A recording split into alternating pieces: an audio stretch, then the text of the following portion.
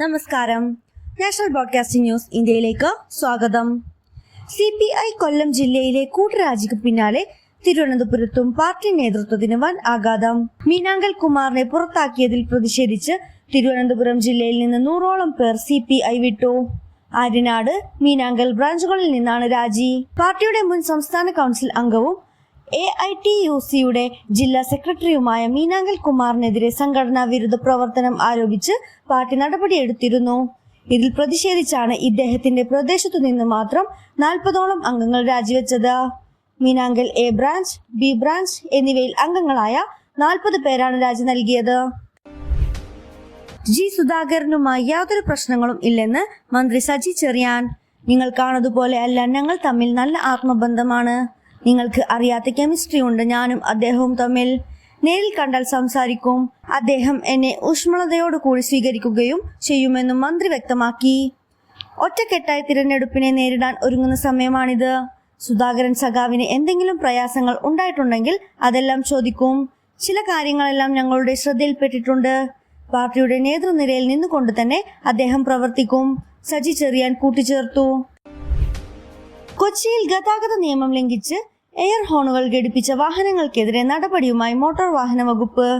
പിടിച്ചെടുത്ത air ഹോണുകൾ fine ഈടാക്കിയതിനു പുറമെ road roller കയറ്റി നശിപ്പിച്ച് MVD.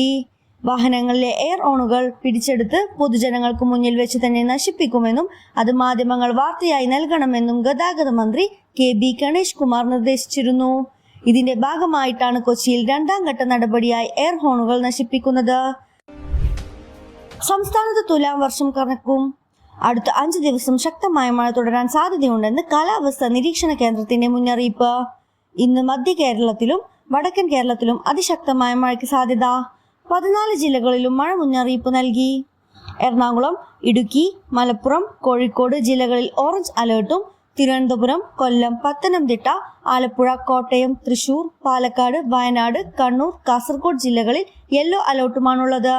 കണ്ണൂർ, കാസർഗോഡ് ഒഴികെയുള്ള 12 ജില്ലകളിൽ നാളെ യെല്ലോ അലേർട്ടും. ബുധനാഴ്ച തെക്കൻ കേരളത്തിലും മധ്യ കേരളത്തിലും കനത്ത മഴയ്ക്ക് സാധ്യത ഉണ്ടെന്നും പ്രവചനമുണ്ട്. ശബരിമല സ്വർണ്ണക്കൊള്ളയിൽ ഉണ്ണികൃഷ്ണൻ പോറ്റിയുടെ സുഹൃത്തിനെ പ്രത്യേക അന്വേഷണ സംഘം ചോദ്യം ചെയ്യുന്നു.